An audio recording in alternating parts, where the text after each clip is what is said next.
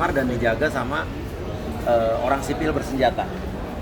Dan ternyata itu ada, kita teliti ternyata itu ada di daerah konflik antara pemberontak di Myanmar melawan militer Myanmar. Jadi susah juga kalau mau diselamatkan, tapi kita udah koordinasi sama Kementerian Luar Negeri. Ya nanti mau dicoba ditemuin dan Kemenlu juga sudah mendapatkan laporan itu. Cuman emang ada kesulitan karena daerahnya daerah konflik. Jadi emang masih banyak yang kita urus dalam waktu berapa bulan ini. Jadi kita belum sempat pulang ke Amerika deh. Sama jadi hari ini Lebaran ini lebih bermakna. Ya dan Gak mikirin kalau zaman dulu tahun lalu atau 2 tahun lalu mikirin ini baju baru, mikirinnya makanan, habis itu ke rumah saudari, ini udah gak kepikiran lagi bukan gak kepikiran, maksudnya bener-bener gak mikirin itu, gimana caranya sekarang kayak gini kita pulangin TKW segala macam. Kalau misalnya dapat alhamdulillah kayak nanti tanggal 21 pun kita masih udah selesai semua, kita selesai tanggal semua, baru Lebaran kita tanggal 22 Lebaran, kita bisa Bandung lah, Bandung. Tapi paling ke Bandung juga paling 2 hari 3 hari udah mesti pulang lagi, harus berangkat lagi. Maksudnya kesendirian sendiri kan, maksudnya karena cinta gitu. Jadi biasanya cinta tuh ngapain sih kalau 3 hari 4 hari sebelum Lebaran ini udah sibuk apa gitu? Biasanya baju Lebaran baju biasanya. Lebaran. Kita tuh yang sama Nino tuh biasanya yang paling banyak request kalau mau buka puasa makanan ini, makanan itu, makanan ini. Jadi sekarang harus bikin telur sendiri, goreng telur sendiri, apa yang ada di kulkas dibeli, digoreng. Tapi sih kita harus nggak mikirin itu, karena kalau dipikirin akhirnya jadi nanti malah kepikiran. Jadi berat. Jadi udah lah, masih dipikirin lah, udah pada gede-gede. Jadi berarti sebenarnya Lebaran itu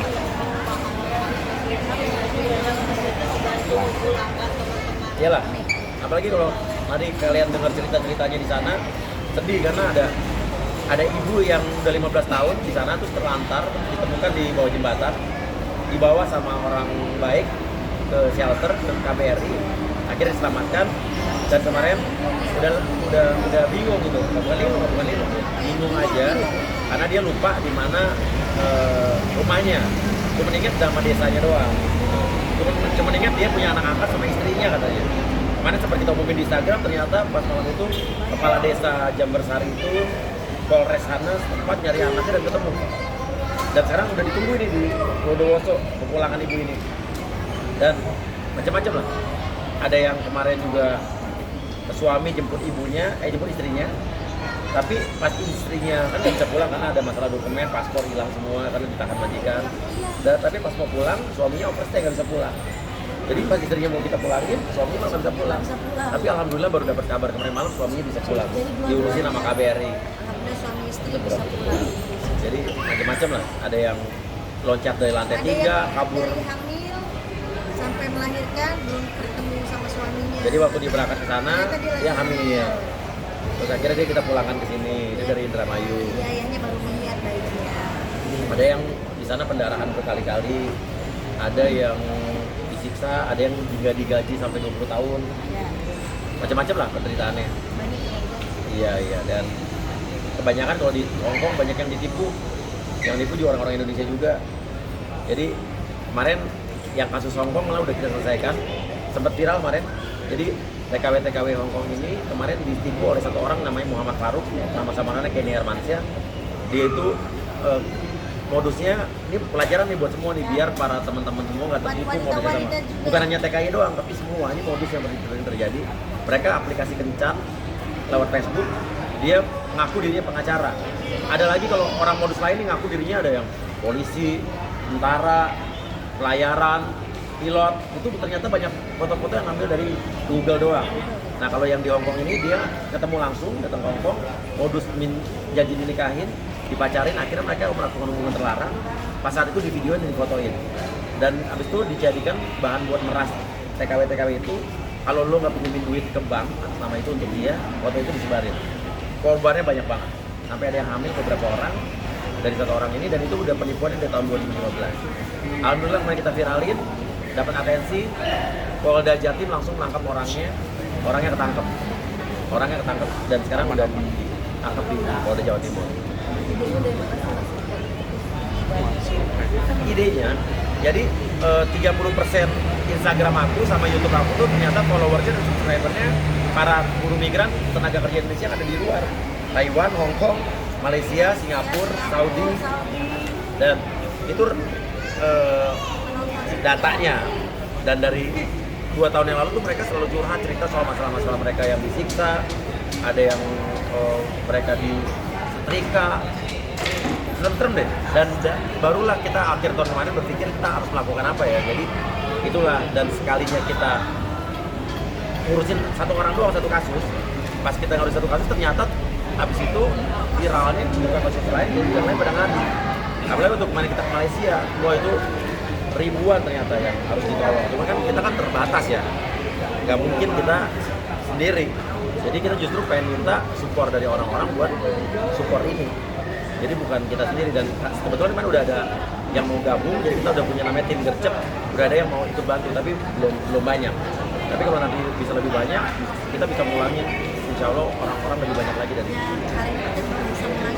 7 hari ini sebenarnya. Jadi insya Allah bulan depan 3 bulan lagi bisa pelan-pelan 20, 30 Iya. insya Allah. Terus. Dan biaya dari Mas Ria. Ya.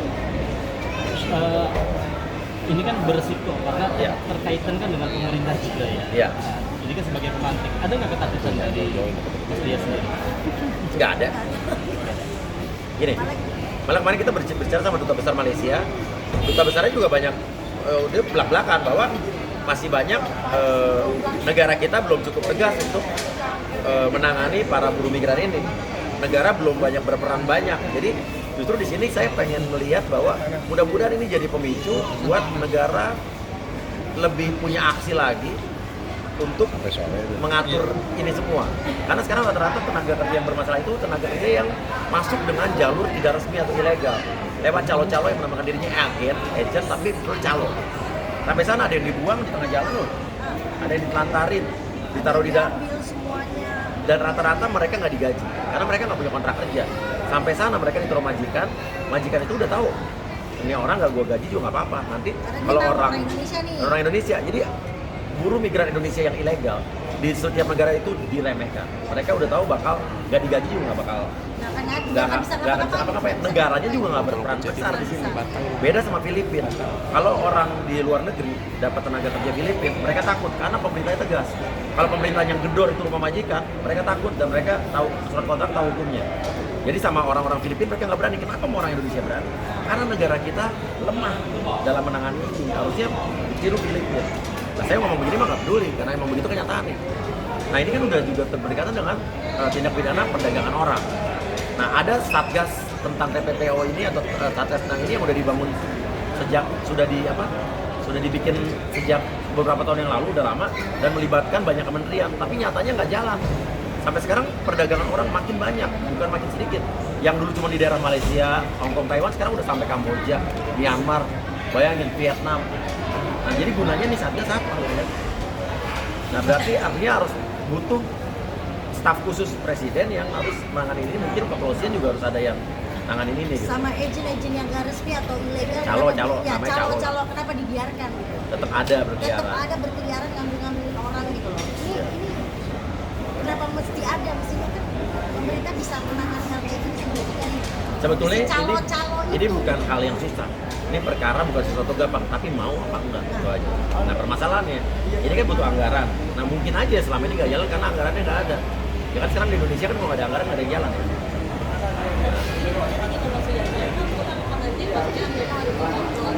Enggak, pokoknya ini justru membuktikan, justru ini kita bukan menyentil siapa-siapa. Ini biaya kita yang tanggung sendiri, biaya dari Malaysia ke sini. Tapi untuk surat-surat dokumennya dibantu sama KBRI Malaysia. Karena kan harus KBRI Malaysia yang membantu membuat dokumen-dokumen mengurus ke imigrasi. Karena kan di sana banyak yang paspor yang nggak ada, ditahan majikan, ada yang ilegal nggak punya surat, itu kan nggak bisa keluar dari negara tersebut. Nah itu tugasnya KBRI yang urus. tanpa bantuan KBRI Ya, itu juga nggak bisa ngelakuin ini. Jadi terima kasih buat KBRI Malaysia juga. Dan dari situ kita biayain semua ke sini tiketnya, dan dari sini kita biayain ke kampung halaman. Sampai kampung halaman kita beli tiket pesawatnya, terus kita kasih uang saku. Dan untuk ada beberapa orang yang kita yang nganter. Karena untuk orang yang kayak ibu tadi kan nggak bisa ngeliat. Yang ibu yang tadi itu yang ditemukan terlantar di pinggir jalan itu matanya satu udah nggak bisa lihat, satu udah burem banget. Sampai di shelter aja dia udah dimandiin, mandinya dimandiin. Dan itu akan kita antar berdua langsung besok ke Bondowoso, besok pagi kan. Jadi tiketnya ada yang dari Jakarta ke TB, Ada yang ke NTB, ada yang ke NTT, ada yang ke Indramayu, ada ke Situ Bondo. itu semua Nah, kita biayain satu. ada satu nih, ada satu bapak-bapak, dia di penjara dari umur masih muda dan sekarang udah 64 tahun. Alhamdulillah tahun ini dibebaskan akhirnya kemarin sama kerajaan dan hari ini pulang. Jadi bayangin dia setengah hidup, lebih dari setengah hidupnya di penjara. Ya. Oh, susah. Kita pikir memulangkan tuh gampang. Kita pikir untuk kemarin kita memulangin 10 sampai 12 orang, sampai 15 orang. Sampai sana nggak mudah, ternyata kan nggak bisa pulang begitu aja. Harus ada suratnya, apalagi di Malaysia itu susah ternyata. Ngajuin ke imigrasi, terus harus ada bayar denda dulu. Nah banyak orang-orang kan yang overstay itu bayar denda pokoknya mahal. Sampai yang maksimum bisa 10 juta satu orang. Dan itu nggak bisa langsung pulang, mesti 2 minggu, 3 minggu ngajuin dulu, antri. Maka ada antriannya juga di imigrasi panggilan online. Nah itu nggak mudah, jadi itulah kita harus bekerja sama dengan KBRI. Tapi berpikiran gini nggak sih, kita aja yang bukan siapa-siapa, istilahnya hanya artis lah istilahnya kan, hanya ada di dunia TV segala macam, kita bisa orang yang lebih berpengaruh. Kenapa nggak bisa? Harusnya bisa. Jadi kita justru mengajak partisipasi masyarakat yang lain untuk ini, dan kita juga tahu pasti pemerintah juga punya keterbatasan untuk ngulangin beberapa orang yang di sana kan. Apalagi di penjara Malaysia itu ada ribuan orang. Ribuan orang Indonesia yang gara-gara berangkat ke sana tinggal tersebut. Akhirnya masuk penjara loh. Kan gimana tuh coba? Nah akhirnya tapi itu kan terjadi karena orang-orang yang berangkat ke sana dengan ilegal. Nah banyak yang tahu itu ilegal tapi tetap berangkat. Nah ini kan emang masalah dia kan. Tapi ada juga yang nggak tahu, ditipu sama calo-calo ini, dibilangnya lebih murah, lebih gampang dari sana. Mereka ditaruh majikan yang akhirnya handphone juga disita. Terus habis itu Paspor paspor diambil. diambil. Dan kemarin sempat KBRI merescue satu orang ART. Jadi di depan rumah duta besar tuh ada apartemen rumah orang kaya loh, orang kaya banget. Di sana ada TKW asal Filipina dan Indonesia. Yang asal Filipina tuh bisa libur setiap 1 minggu. Tapi yang Indonesia itu nggak boleh keluar, nggak boleh libur, handphone disita, mereka dijadikan budak, dan dia pinter dia ngelempar, karena di rumah duta besar itu kan ada bendera Indonesia, dia pasti tahu rumah orang Indonesia kan, dilempar bola-bola, pakai dia minta tolong nomor telepon yang di situ, dilempar, akhirnya kontak-kontakan, dan akhirnya dia bilang dia sakit, akhirnya mau dipulangkan sama calonnya, tapi calo-calo di sana kalau mulangin cuma ditaruh di bandara dan ditinggal, Nggak dikasih apa-apa, cuma ditaruh di bandara. dan dia kan nggak bisa pulang karena dia nggak ada surat. Jadi banyak orang yang akhirnya ditinggalin di bandara, keteteran di bandara. Nah akhirnya dia pinter, udah bilang kamu nanti lari aja ke rumah ini, kata orang staff di rumah duta besar ya. Jadi bener pas dia keluar mau diantar ke sama agent ke mobil, dia langsung lari ke rumah duta besar, masuk pintu, calonnya ngejar, ditutup dua pintu, akhirnya calonnya itu malah justru membayar semua gaji-gaji, karena dia nggak pernah dibayar gajinya. Kalau enggak, sama duta besarnya diancam sama Pak Hermono, kamu akan saya kasusin, saya masukin ke dia. Akhirnya dia bayar dendanya, ganti ruginya, dan akhirnya selamat. Nah jadi hal-hal seperti itu ada. Dan herannya, kan ada dua nih, ada Filipina, ada Malaysia, ada Indonesia. Tapi perlakuan sama tenaga kerja Filipina beda. Kenapa? Karena Filipina ditakuti, negaranya tegas. Indonesia nggak ditakuti, karena berarti negara kita dianggap remeh sama mereka. Itulah harus berarti negara berperan besar.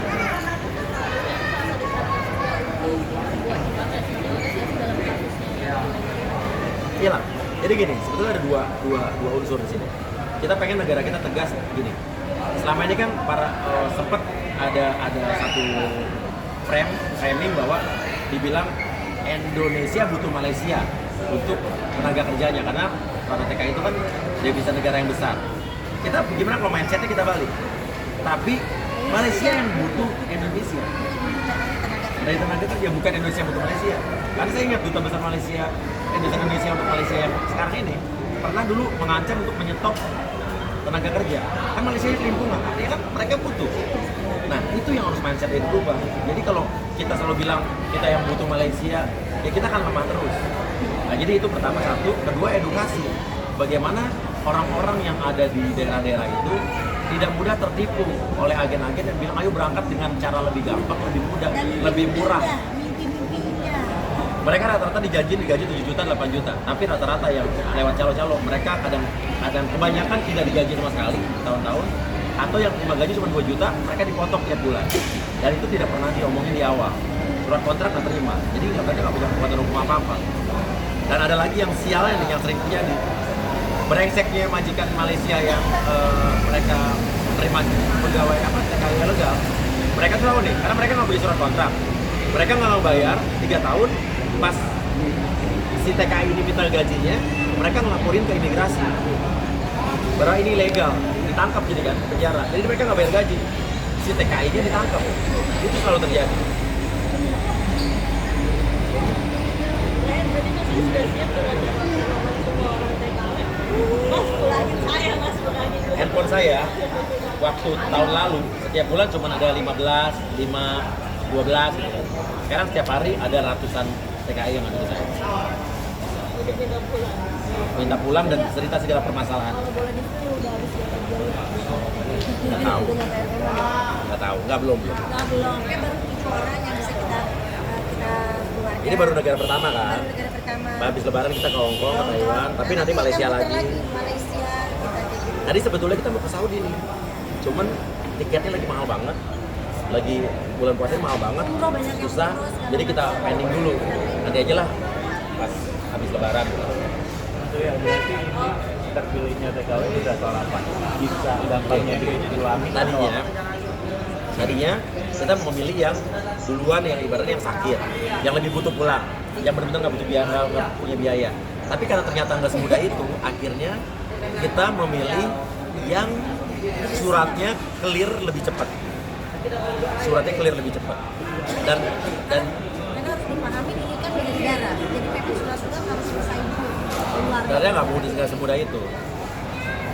Gitu. Dan kemarin kasihan banget sih, baru juga kita dengar ada TKI Indonesia yang meninggal kemarin di apartemen baru kemarin di Taiwan. Dalam keadaan tak berbusana. Baru nih beritanya. Diduga katanya dibunuh juga. Nah, itu jadi ngeri-ngeri. Terus kemarin juga dengar kita dari aktivis TKI di Taiwan, sempat ada yang dulu yang inisial RK tuh, yang disetrika, rambutnya botak, dijambak terus sama setiap hari suruh makan kotoran anjing. Sampai kayak begitu tuh sadis-sadis. Di Malaysia ada yang terakhir kan sampai meninggal gara-gara disiksa sama tidurnya di luar. Tidurnya tiap hari di luar sama anjingnya. Jadi dan itu kurang ajarnya pelaku bebas. Kemarin pelaku bebas. Dan duta besar kita lagi menuntut balik, bikin tuntutan balik. Nah, itulah perannya KBRI dan saya salut sama duta besar Indonesia ke Malaysia. Dia benar-benar memperjuangkan warganya.